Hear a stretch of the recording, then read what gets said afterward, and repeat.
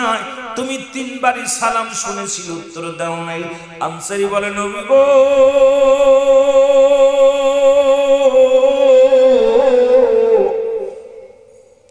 ইয়া রাসূলুল্লাহ, ইয়া হাবিবাল্লাহ, আমি সালামের জবাব কেন দিই নাই, কেন জবাব আমি আপনাকে কেমনে করে দিব?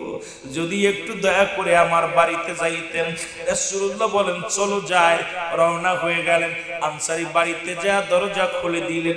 দরজা খোলার সঙ্গে সঙ্গে দেখেন রাসূলুল্লাহ ঘরের ভিতরে বিশাল একটা গর্ত খোঁড়া। নবীজি বলেন আনসারী, তোমার ঘরের ভিতরে এত বড় গর্ত খোঁড়া কেন? বলে হুজুর,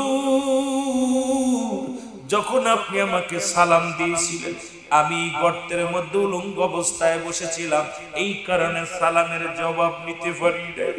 আমার নবী ডাকতে বলে আনসারী কি বলতে চাও? আমার নবী ডাকতে বলে আনসারী তুমি কি বলতে চাও? আনসারী বলে ইয়া রাসূলুল্লাহ, ইয়া হাবিবাল্লাহ, এই কারণে আপনার সালামের জবাব দিতে পারি নাই। আমার নবী বলে আনসারী কি বর্ণনা করতে চাও বলো। আনসারী বলে নবী গো, ও মায়ার নবী, ওই কদে আপনি কিছুদিন আগে ওয়াজ করলেন যে ব্যক্তি 5 ওয়াক্ত নামাজ 5 ওয়াক্ত সালাত সময় মতো আদায় করতে পারবে, আপনি তার হাত ধরে জান্নাতে নিয়ে যাবেন। ইয়া রাসূলুল্লাহ, ইয়া হাবিবাল্লাহ, এই ওয়াজটা আমি বাড়ি এসে করি। আমার বিবি কয় স্বামীরে, আপনি আমাকে একটু সুযোগ করে দিবেন, আমিও যেন 5 ওয়াক্ত সালাত 5 ওয়াক্ত নামাজ সময় মতো আদায় করতে পারি। নবী গো, আমি এমন গরিব মানুষ, আমরা স্বামী স্ত্রী মিলে মাত্র এক টুকরা কাপড় গো। যখন আযান পড়ে যায় আমার বিবি উলঙ্গ অবস্থায় গর্তের মধ্যে বয়া থাকে, আমি নামাজ শেষ করে বাড়িতে আসি, আবার এই গর্তের মধ্যে প্রবেশ করি। ইয়া রাসূলুল্লাহ, আমার পণ্যের কাপড়টা খুলে দিই, এই কাপড়টা পরিধান করে আমার বিবি নামাজে দাঁড়ায় যায়। আপনি যখন আমাকে সালাম দিয়েছিলেন নবী গো,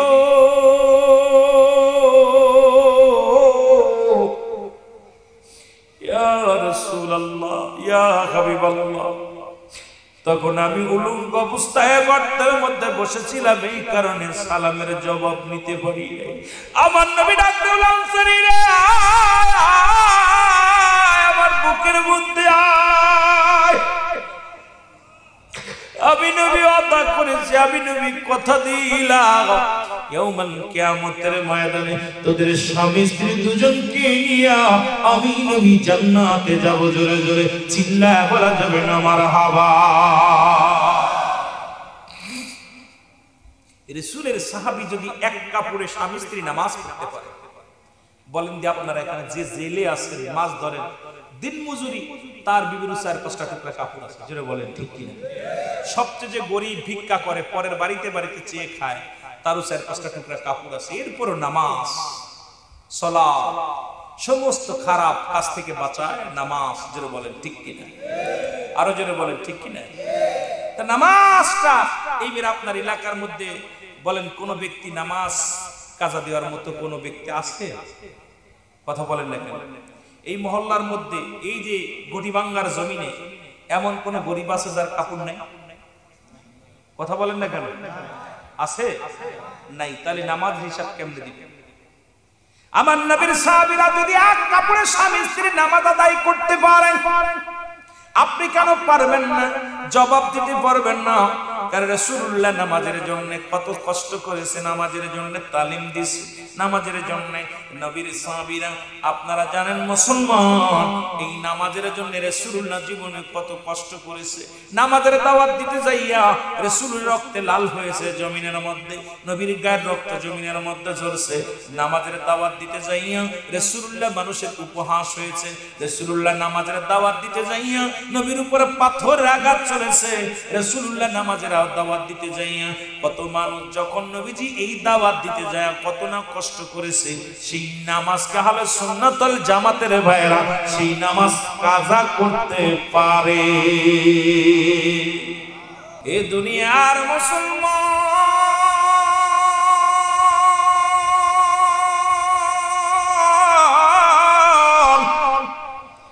বলতেছিলাম তওবাকারী আল্লাহ ভালোবাসে, তওবাকারীকে পছন্দ করে, তওবাকারীর গুনাহ আল্লাহ মাফ করে দেন। সুযোগ পাইলাম তওবা করলাম। দুইটা টাইমে মানুষের মরণ হয়, একটা হলো রাতের বেলা, একটা হলো দিনের বেলা। দিন শুরু করে সাল্লাহ নামাজ দিয়া, রাত শুরু করে সাল্লাহ নামাজ দিয়া। আলহামদুলিল্লাহ, যেহেতু আপনারা চট্টগ্রামের মানুষ, আপনারা মুসলমান, শুনে নেন, এলাকার মানুষগুলো খোদা বিয়ে বেশি, খোদার প্রেমিক বেশি। যেহেতু আমরা রব্বি কারিমের গোলাম, ভাই বলছে সবই তো সুন্নি জামাতের ভাইরা। আমার কমিটির ভাইরা বলছে অসংখ্য সুন্নি জামাত এখানে ভরপুর, নবীর আশিকে ভরপুর। যেহেতু নামাজের ওয়াজ তো করাই লাগে না, যেহেতু আজকে ওয়াজ করা লাগবে আপনাদেরকে নিয়ে। কাদের নামাজের ওয়াজ করার দরকার? ইহুদি খ্রিস্টানদের কাছে, অমুসলিমদের কাছে আজকে নামাজের ওয়াজ করা লাগে। মুসলমানদের কাছে বড় লজ্জা লাগে, জোরে বলেন ঠিক কিনা? এরে মুসলমান, রাত শুরু করেছে আমার রব্বি কারীম নামাজ দিয়া গো, দিন শুরু করেছে নামাজ দিয়া। রাতের শুরু হলো মাগরিব, 3 রাকাত দিনের শুরু হলো ফজর। মুসলমান 2 রাকাত সুন্নাত নামাজ তুমি আদায় করলা, সঙ্গে সঙ্গে তুমি নবীর প্রেমিক হয়ে গেলা। এখন সুন্নি জামাতের যদি সদস্য বলে দাবি করতে হয়, অবশ্যই রাসূলের সুন্নাত মেনে চলা লাগবে কি লাগবে? জোরে বলেন, লাগবে কি লাগবে না? এখন মুখে মুখে বললেন আমি হালে সুন্নাতুল জামাতের একজন কর্ণধার, আমি ভাইস প্রেসিডেন্ট, আমি অমুক প্রেসিডেন্ট, অমুক মোল্লা। মসজিদে আজান দিলে খবর পাই না, লজ্জা লাগে। অন্য কেউ দেখে তখন আমাদেরকে লজ্জা দেয়। সুন্নি জামাতের মানুষ নামাজ পড়ে কম, এটা বড় লজ্জা লাগে। কথাগুলো শুনলেও কষ্ট হয়, কারণ নামাজ মুসলমান শুনে নাও, 2 রাকাত সুন্নাত নামাজ তুমি আদায় করলা, সঙ্গে সঙ্গে তুমি হয়ে গেলে রাসূলের প্রেমিক। এবার 2 রাকাত ফরজ নামাজ তুমি আদায় করলা, সঙ্গে সঙ্গে তুমি হয়ে গেলে আল্লাহর গোলাম। এখন যদি দিনের মধ্যে তোমার মৃত্যু হয়, তোমার মরণটা হবে আমার আল্লাহর গোলাম রাসূলের প্রেমিক।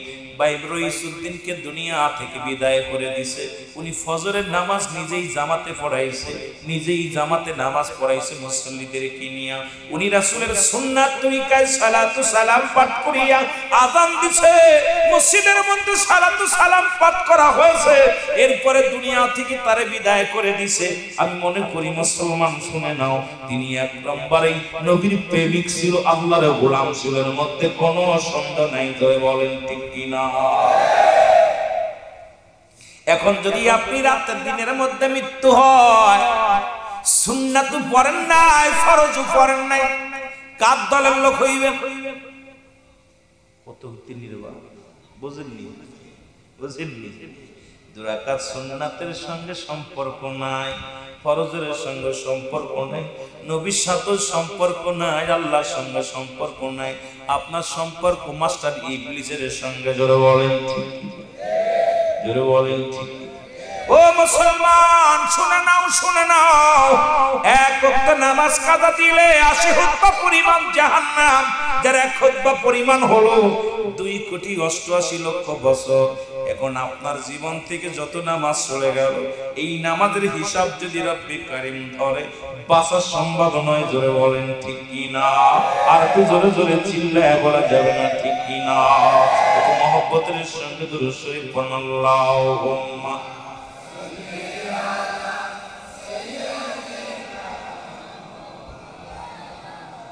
আপনি মশার ওয়াজ করছেন, এই জন্য মশাই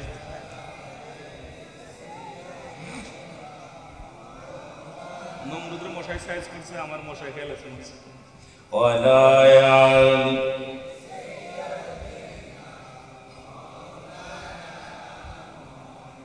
দুরূদ শরীফের আওয়াজ কমে গেল, কে পিছনের বাইরে।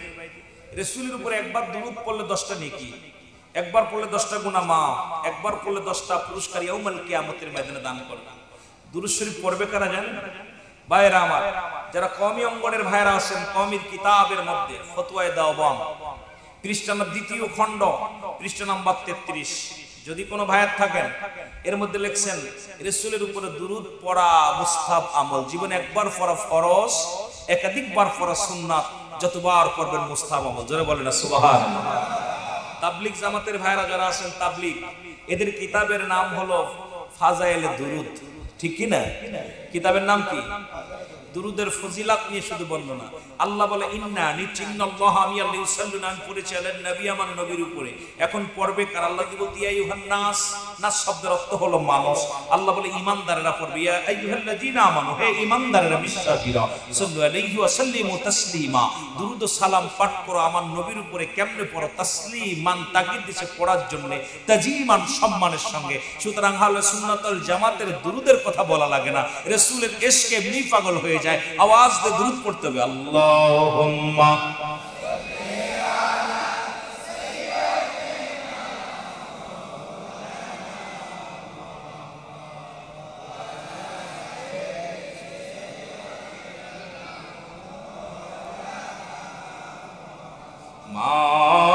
আল্লাহুম্মা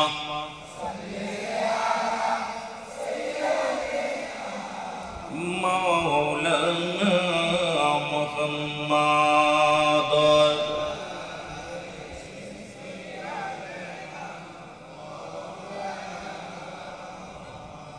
এ ভাইরা আমার, বন্ধুরা আমার, এবার দিন শুরু করেছি, মৃত্যুবরণ করি না, রাত শুরু করেছি, মৃত্যু হবে এর মধ্যে কোনো সন্দেহ নাই। কত মানুষ রাতের অন্ধকারে দুনিয়া থেকে বিদায় হয়ে যায়, রাত্রে ঘুমায়, সকালে মরা মানুষ। কারণ দুনিয়া থেকে কখন আল্লাহ রাব্বুল আলামিন নিয়ে যাবে।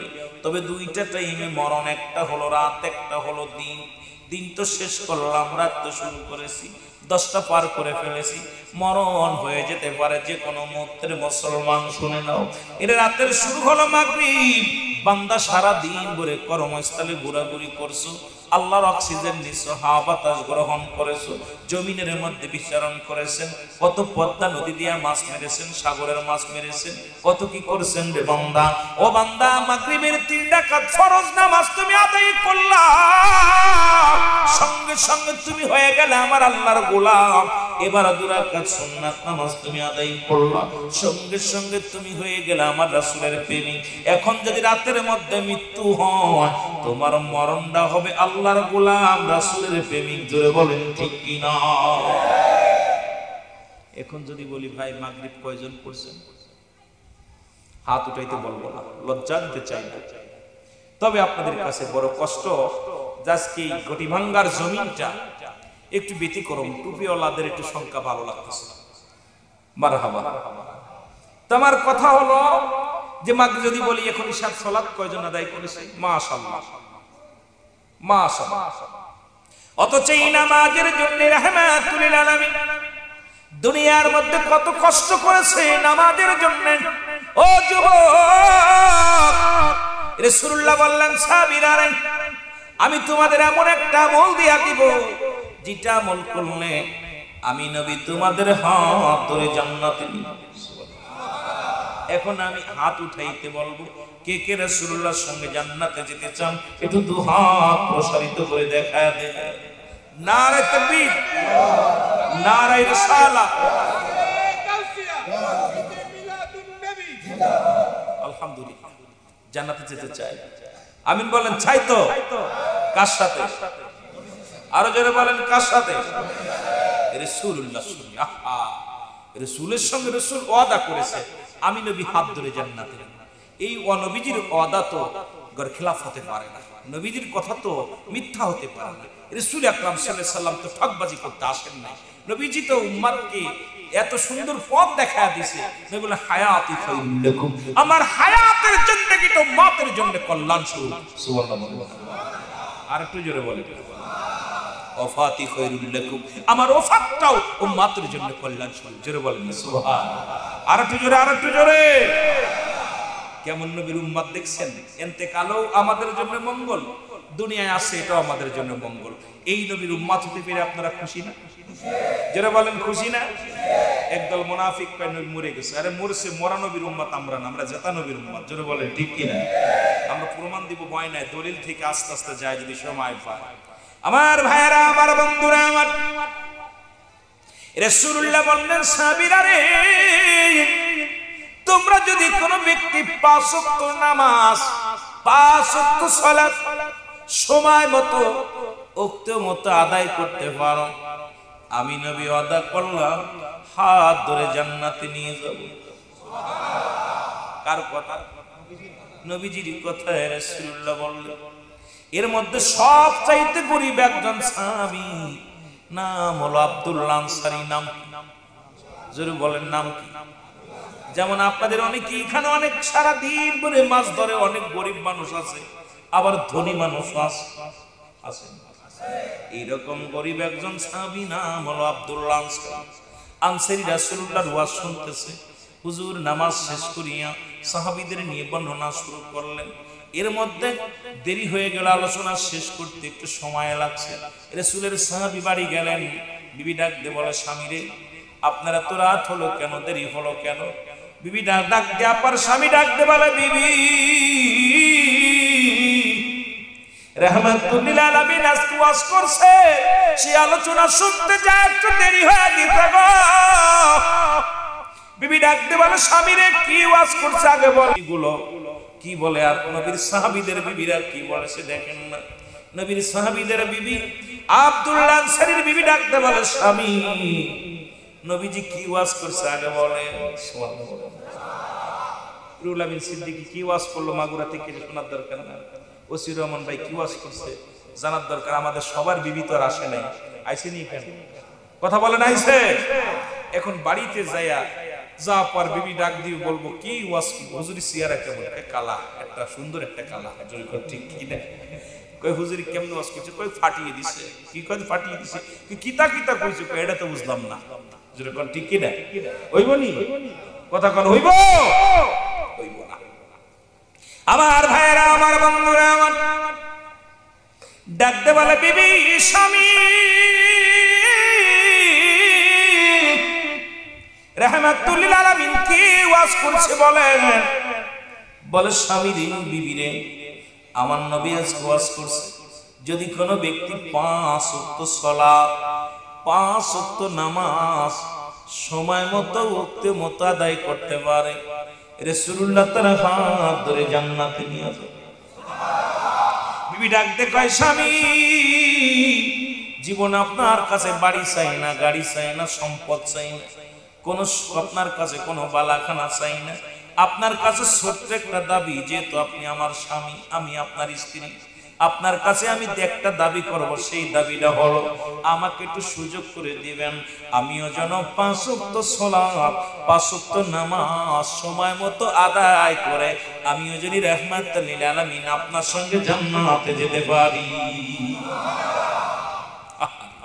কেমন বিবি দেখছেন? বিবি স্বপ্ন দেখছে রাসূলুল্লাহর সঙ্গে জান্নাতে যাবে।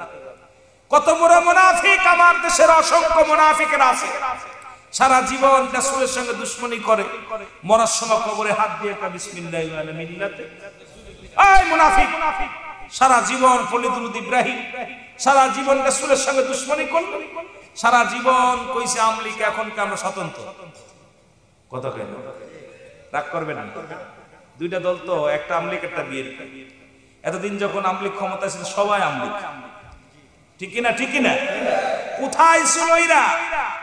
আশ্চর্যজনক। মনে কিছু করবেন না, আমি আসতে পথে আমি মাঝে মাঝে বলি, আজকে মোড়ে মোড়ে ক্যাম্প, মোড়ে মোড়ে দেখি পার্টি। আজকে আসতে পথে দেখলাম কয়েকটা মিটিং হচ্ছে আপনাদের। কথা বুঝছেন? এরা ছিল কোথায়?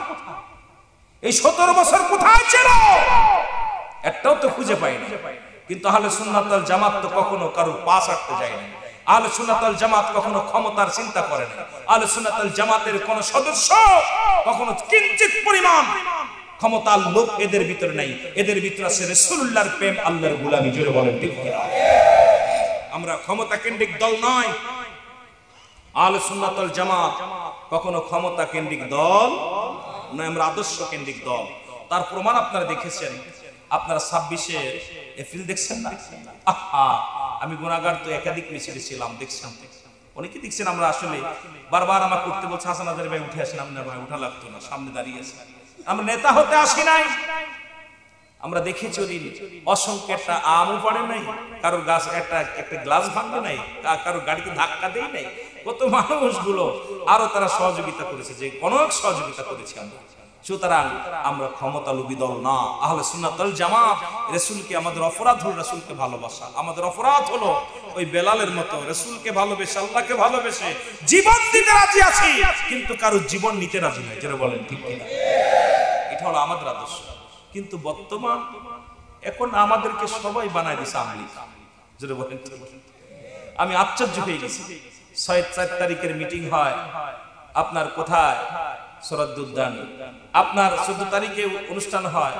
আর আমরা কি অপরাধ করলাম এটাই বুঝলাম না। আমরা বাংলাদেশের নাগরিক হওয়ার পর আমরা জ্বালাই পুরায়, জ্বালাও না পুরাইও না, আমরা কাউকে আঘাত করি, এটাই কি আমাদের অপরাধ? আমাদের অপরাধ কাউকে ধাক্কা দিই না, ধাক্কা খায়। আর তার অপরাধে আমাদের উপদেষ্টা যারা আছেন তারা আমাদেরকে একদম বৈষম্য আচরণ করলেন, যে নাই এটা একদমই এমন আচরণ করলেন। একবার ওখানতে দিলেন কোথায়, আপনার ওখান শরৎ উদ্যানে দিল, যাক নিলাম মেনে। পরের দিন আমরা আপু দিল আমাদের কোথায়, কোথায় দিল না না প্রেস ক্লাবে দেওয়ার আগে তারপরে দিল এসে আপনার সাপ কয়েকটা জায়গায় এরকম পরিবর্তন করে করে শেষমেশ কোথাও দাঁড়ানো জায়গা। আমি আশ্চর্য হয়ে গেলাম। গোলাপবাগে দিল। ওখানে আমরা যখন সংবাদ সম্মেলন করলাম, করার পর আমাদেরকে দিল গোলাপবাগে। আলহামদুলিল্লাহ মেনে নিলাম। কিন্তু এখানেও আমাদের জায়গা হলো না। আমরা করছি নাকি? একটা প্রমাণ দেখাইতে পারবে প্রশাসন?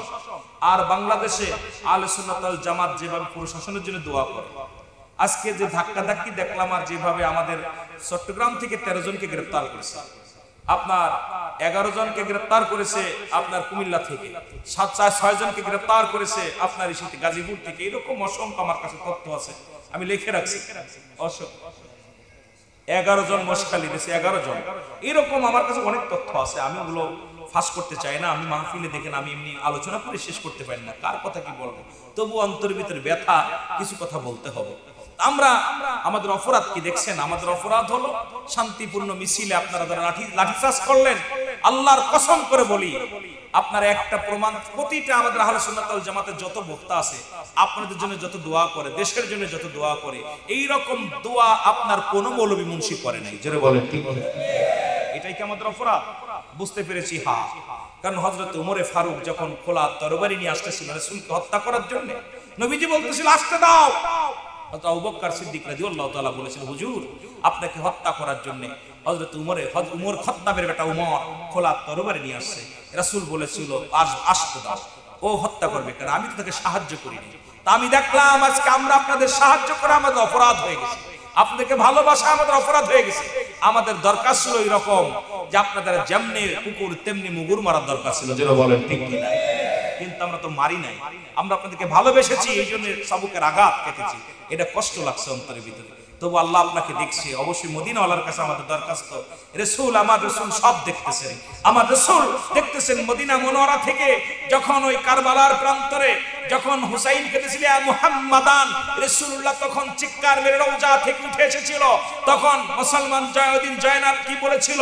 ইবনে আব্বাস বলেছিল যে আমি ঘুমের মধ্যে শুয়ে আছি।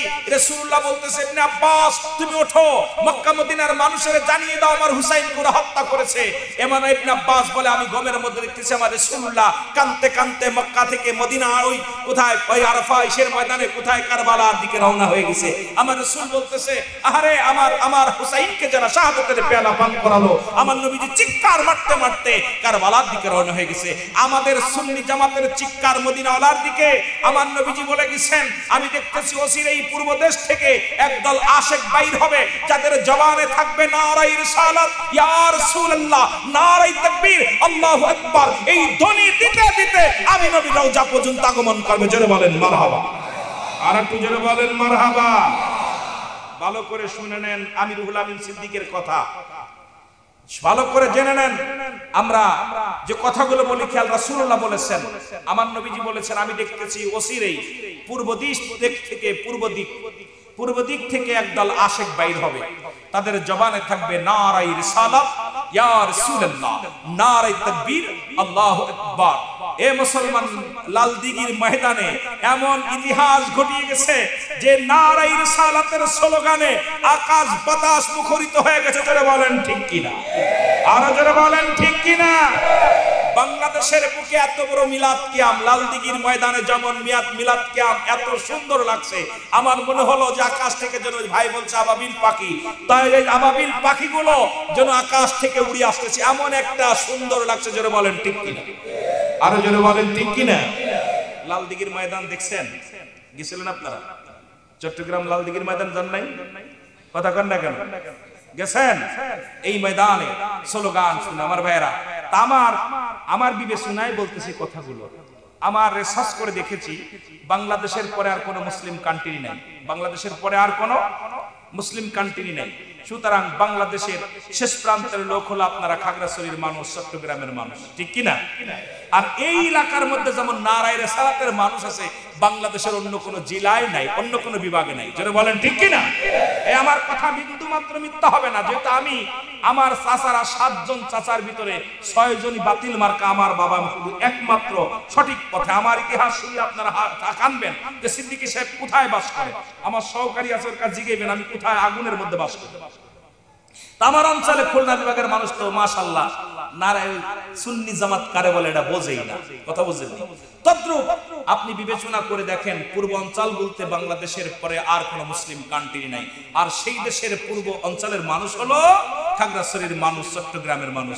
এই জন্য এই এলাকার মানুষের নারায়ে রিসালাতের ধ্বনি এদের জবানে বেশি উচ্চারণ হয়, নারায়ে রিসালাতের পাগল বেশি পাওয়া যায়। এখান থেকে সেই কাফেলা আসবে ইনশাআল্লাহ। আল্লাহ আমাদেরকে যেন সেই কাফেলায় শরীক হওয়ার তৌফিক দান করে। জোরে বলুন আমিন।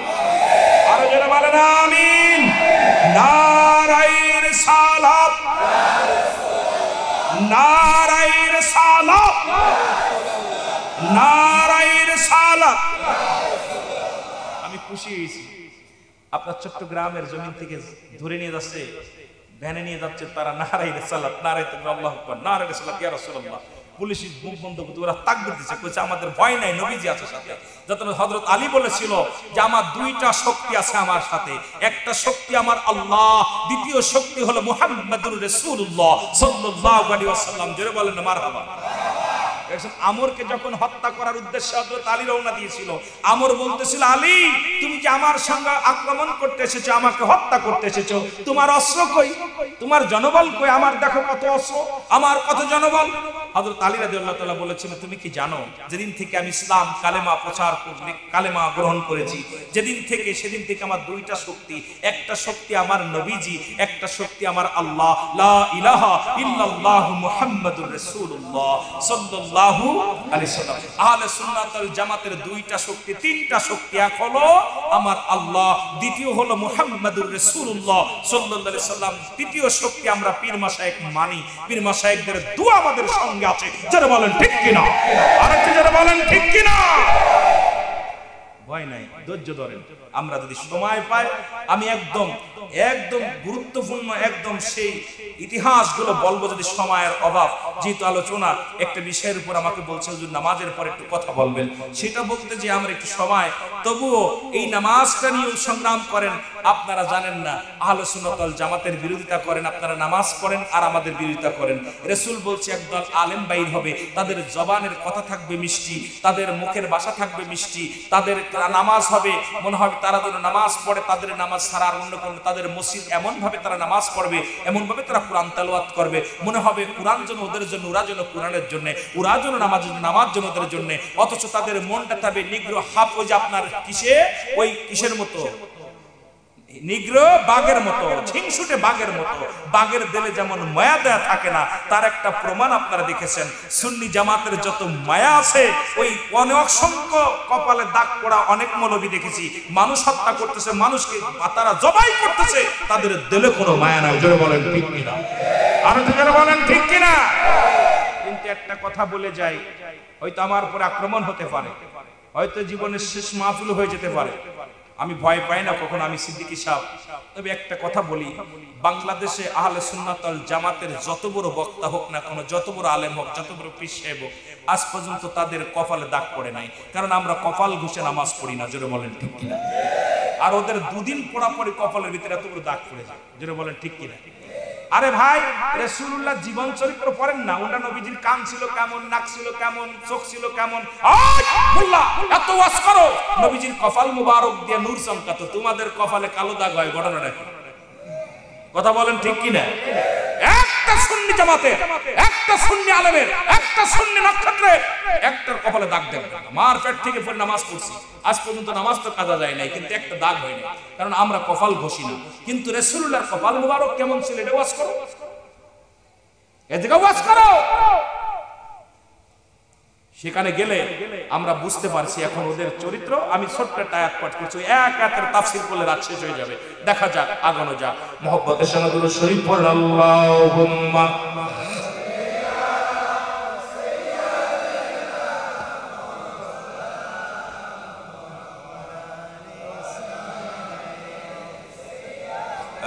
নবী মুহাম্মদ সাল্লাল্লাহু আলাইহি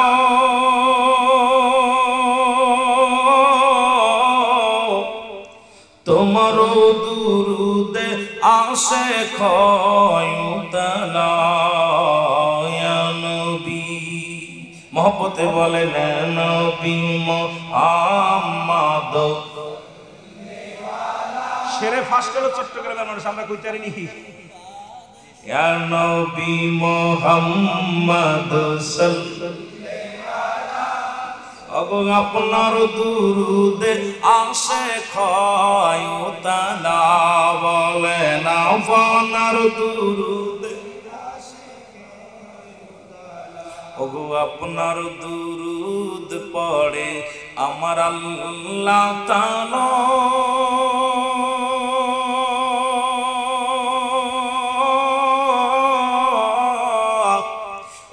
আপনার দুরুদ পড়ে ফেরেশতারা ইয়া নবী। মারহাবা বলেন না। নবীরে কত ভালোবাসা, আল্লাহ পড়ে দুরুদ, কত বুঝিনি রে বা। ফেরেশতারা পড়ে, আল্লাহ নিজে পড়ে। আপনার দুরুদ পড়ে আমার আল্লাহ তাআলা,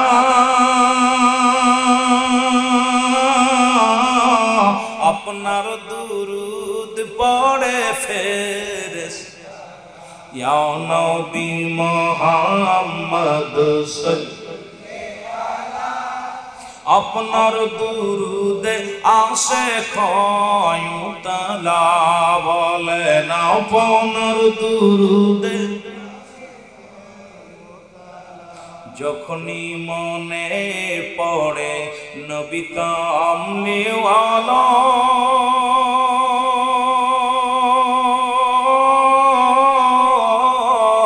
দুরুদ বানায় আসে গলার মালা ইয়া নবী। ও যখনই মনে পড়ে নবী ওগো আপনার দুরুদে আসে খয়ুতলা ইয়া নবী। ইয়া নবী মুহাম্মদ ওগো আপনার দুরুদে আসে খয়ুতলা বলেন আপনার দুরুদে कंगालेर मिनती ओग कंगालेरी घटी बंदी नावाला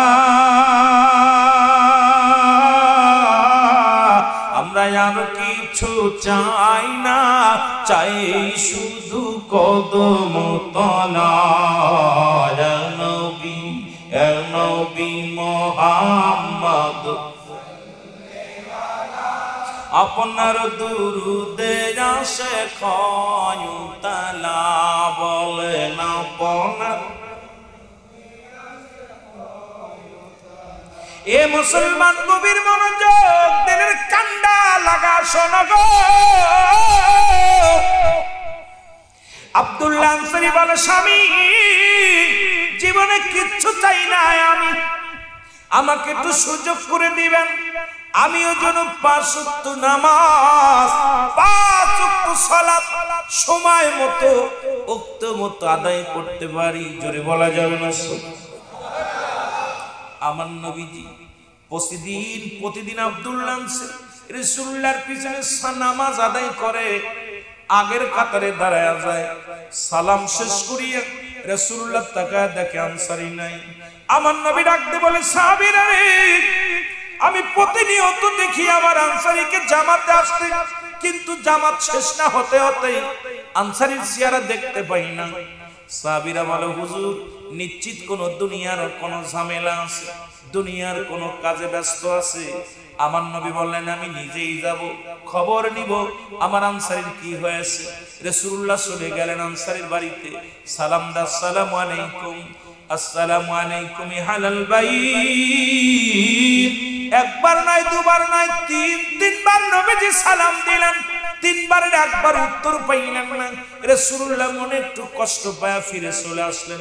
নবীজির পিছন থেকে পাশাপাশি যা সালামের উত্তর দেয়, আলাইকুম আসসালাম ইয়া রাসূলুল্লাহ, ওয়ালাইকুম আসসালাম ইয়া হাবিবাল্লাহ, ওয়ালাইকুম আসসালাম ইয়া রাহমাতাল লিল আলামিন। আল্লাহর নবী ডাকতে বলেন, আনসারী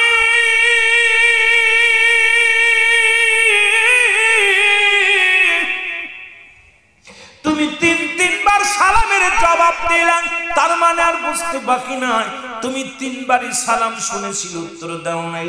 আনসারী বলে, নবী গো,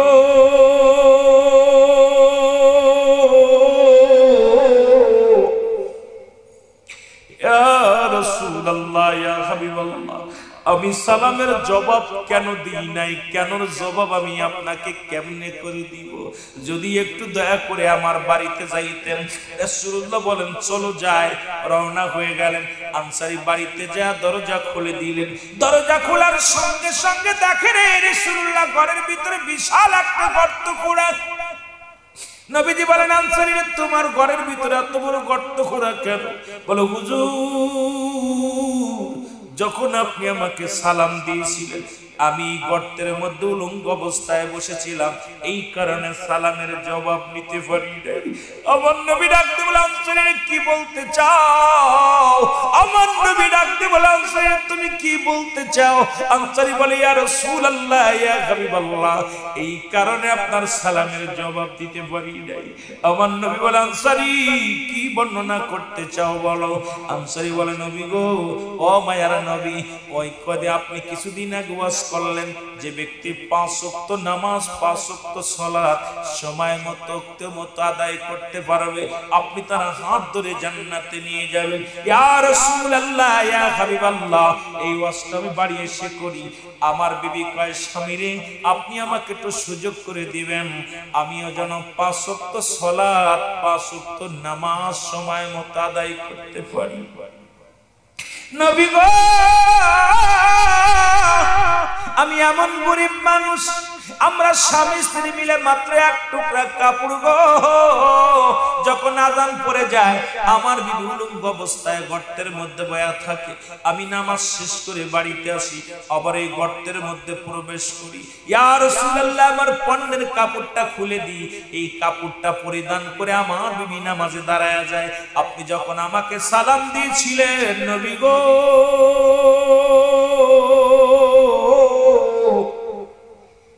ইয়া রাসূলুল্লাহ, ইয়া হাবিবাল্লাহ, তখন আমি উলঙ্গ অবস্থায় গর্তের মধ্যে বসেছিলাম, এই কারণে সালামের জবাব নিতে পারি নাই। আমার নবী ডাকতে বললেন, আনসারী রে, আমার বুকের মধ্যে আয়। আমি নবী ওয়াদা করেছি, আমি নবী কথা দিলাম, ইয়াউমাল কিয়ামতের ময়দানে তোদের স্বামী স্ত্রী দুজনকে নিয়ে আমি নবী জান্নাতে যাব। জোরে জোরে চিল্লায় বলা যাবে না মারহাবা। রাসূলের সাহাবী যদি এক কাপড়ে স্বামী স্ত্রী নামাজ পড়তে পারে, বলেন যে আপনারা এখানে যে জেলে আছেন, মাছ ধরেন, দিন মজুরি, তার বিবির 4-5টা টুকরা কাপড় আছে। জোরে বলেন ঠিক কিনা? সবচেয়ে যে গরিব ভিক্ষা করে, পরের বাড়িতে বাড়িতে চেয়ে খায়, তারও 4-5টা টুকরা কাপড় আছে। এরপরও নামাজ, সালাত, সমস্ত খারাপ কাজ থেকে বাঁচায় নামাজ। জোরে বলেন ঠিক কিনা? আরো জোরে বলেন ঠিক কিনা? তা নামাজটা এইবার আপনার এলাকার মধ্যে বলেন কোন ব্যক্তি নামাজ কাজা দেওয়ার মতো কোন ব্যক্তি আছে? কথা বলেন না কেন? এই মহল্লার মধ্যে, এই যে গড়িবাঙ্গার জমিনে এমন কোন গরিব আছে যার কাপড় নাই? কথা বলেন না কেন? আছে? নাই। তাহলে নামাজ হিসাব কেমনে দিবেন? আমার নবীর সাহাবীরা যদি এক কাপড়ে স্বামী স্ত্রী নামাজ আদায় করতে পারেন, আপনি কেন পারবেন না? জবাব দিতে পারবেন না? কারণ রাসূলুল্লাহ নামাজের জন্য কত কষ্ট করেছে, নামাজের জন্য তালিম দিয়েছে, নামাজের জন্য নবীর সাহাবীরা। আপনারা জানেন মুসলমান, এই নামাজের জন্য রাসূলুল্লাহ জীবনে কত কষ্ট করেছে। নামাজের দাওয়াত দিতে যাইয়া রাসূলের রক্তে লাল হয়েছে জমিনের মধ্যে, নবীর গায়ের রক্ত জমিনের মধ্যে ঝরছে। নামাজের দাওয়াত দিতে যাইয়া রাসূলুল্লাহ মানুষের উপহাস হয়েছে। রাসূলুল্লাহ নামাজের দাওয়াত দিতে যাইয়া নবীর উপরে পাথরের আঘাত চলেছে। রাসূলুল্লাহ নামাজের দাওয়াত দিতে যাইয়া কত মানুষ যখন নবীজি এই দাওয়াত দিতে যায় কত না কষ্ট করেছে। সেই নামাজকে আহলে সুন্নাতুল জামাতের ভাইরা সেই নামাজ কাজা করতে পারে, নামাজ কাজা করতে পারে। রাসূলুল্লাহ দেখেন না, শেষ জীবনে রাসূলুল্লাহ জামাতে খালি নামাজ পড়েন নাই, জামাতের গুরুত্ব দিছে। জামাতের গুরুত্ব কত দিছে? রাসূলুল্লাহ অসুস্থ হয়ে গেল, আমার নবীজি অসুস্থ হয়ে গেলেন। পর রাসূলুল্লাহ ডাক আম্মা জান আয়েশা সিদ্দিকাকে ডাকতে বলছে, আয়েশা সিদ্দিকাকে বললেন আসরের নামাজের বা যোহরের নামাজের ইমামতি আমার অমুক সাহাবী করে। রাসূলুল্লাহ একদম বলে গেলেন কোন হযরত আবু বকর সিদ্দিক রাদিয়াল্লাহু তাআলা আনহু আপনার আম্মা জান নামাজের ইমামতি করবে। সুবহানাল্লাহ বলেন না। মাঝে মাঝে নবীজি অসুস্থ হয়, মাঝে মাঝে হুশ হয়। নবীজি আম্মা জান আয়েশাকে জিজ্ঞাসা, আয়েশা রে নামাজ হইছে, নামাজ হইছে, আযান হইছে? যে না। হঠাৎ করে রাসূলুল্লাহ নামাজ উঠলেন আর ইমামতি করতেছেন হযরত আবু বকর সিদ্দিক রাদিয়াল্লাহু তাআলা। এই সময় নবীজি হুজুর বললেন, জানালা দেখে দাঁড়ালেন। দাঁড়ানো আয়েশার আমার মাথাটা উঁচু করে ধর, উঁচু করে ধরলেন। আম্মা জান আয়েশা রাসূল পাক সাল্লাল্লাহু আলাইহি ওয়াসাল্লামের মাথাটা উঁচু করে ধরলেন। উঁচু করার পর নবী দেখলেন জানালা দিয়ে, জানালার কাপড়টা সরায় দিলেন, দিয়ে দেখতে বললেন জামাতে নামাজ হচ্ছে। সুবহানাল্লাহ। আমার নবীজি হাওমা করে কেঁদে দিয়েছে, ছোট মানুষের বালকের মতো নবীজি ফুফায় ফুফায় কাঁদতেছে। আম্মা জান আয়েশা চিন্তা করে, নবীজির আম্মা জান আয়েশার ভিতরে দুইটা ভয় বিরাজ করছে। একটা হলো রাসূল বেঁচে থাকতে ইমাম পরিবর্তন, তার মানে আমার নবী আর বেশি দিন দুনিয়ার মধ্যে নাই। কারণ আমি বুঝতে পেরেছি, আম্মা জান আয়েশা বলতেছে আমার বুঝতে বাকি নাই যে আমার রাসূলুল্লাহ হয়তো আমাদেরকে ফাঁকি দিয়ে চলে যাবে, যেহেতু ইমাম পরিবর্তন। দ্বিতীয় হলো আমার রাসূল বেঁচে থাকতে আমার আব্বা জান ইমামতি করতেছে, হয়তো রাসূল সহ্য করতে পারে না। অনেকটা ভেবে রাসূলুল্লাহ কাঁদতেছে। আমার নবীজিকে জিজ্ঞাসা করতেছেন আম্মা জান আয়েশা সিদ্দিকা রাদিয়াল্লাহু তাআলা আনহা, জিগায় ইয়া রাসূলুল্লাহ ইয়া হাবিবাল্লাহ আপনি কাঁদছেন কেন? আপনি কি কষ্ট পেয়েছেন? কয় না আয়েশা রে, আজকে আমার এই কান্না কষ্টের কান্না না, এটা আমার আনন্দের কান্না। আমি নবীজি নামাজের জন্য কত কষ্ট করলাম, আমি নবীজি নামাজের দাওয়াত দিতে যে কত সংগ্রাম করলাম, আমি কত আঘাত পাইলাম, কত আমার উম্মত সাহাবীরা কত মার খেলো, আমি নিজে মার খাইলাম। আজকে আমি শেষ জীবনে আমার দু চোখ ভরে দেখে গেলাম, দু নয়ন ভরে দেখে গেলাম যে আমার উম্মতিরা জামাতের সঙ্গে নামাজ আদায় করতে। জোরে বলেন না সুবহানাল্লাহ। আরো জোরে বলেন, আরো একটু জোরে বলেন। নামাজ পড়তেছি, এটা আমার আনন্দের অশ্রু, এটা আমার কষ্টের অশ্রু নয়। আমার রাসূলুল্লাহ তাআলা আপনি নামাজ দাঁড়াইলে আমার নবী খুশি হয় কি হয় না? জোরে বলেন, আপনি নামাজ দাঁড়াইলে নবী খুশি হয় কি হয় না? আর একটু জোরে বলেন, হয় কি হয় না? এখন আমার নবীজি খুশি হয়, আল্লাহ খুশি হয়, হুকুম আল্লাহর, তবু নবীজি খুশি হয় বেশি, কারণ নামাজের যত্ন করেছেন আমার নবী রাহমাতাল লিল আলামিন। সুতরাং নবীর উম্মত বলে দাবি করতে হলে নামাজের দরকার আছে কিনা? আরো জোরে বলেন আছে কিনা? তাহলে এক ওয়াক্ত নামাজ কাজা দিলে 80 খুতবা পরিমাণ জাহান্নাম। কয় খুতবা? 80 খুতবা। এক খুতবা পরিমাণ হলো 2,88,00,000 বছর। এখন আপনার জীবনে, আপনার জীবনে, আমার জীবনে যত নামাজগুলো ছুটে গেছে, এই নামাজের যদি হিসাব ধরে রব্বে কারীম, আমার মন বলে আমাদের বাঁচা সম্ভব না। রব্বে কারীম যেন আমাদেরকে ক্ষমা করে দেয়। জোরে বলেন আমিন। আর একটু জোরে বলেন আমিন। মহব্বতের সঙ্গে দুরূদ শরীফ পড়ুন। আল্লাহুম্মা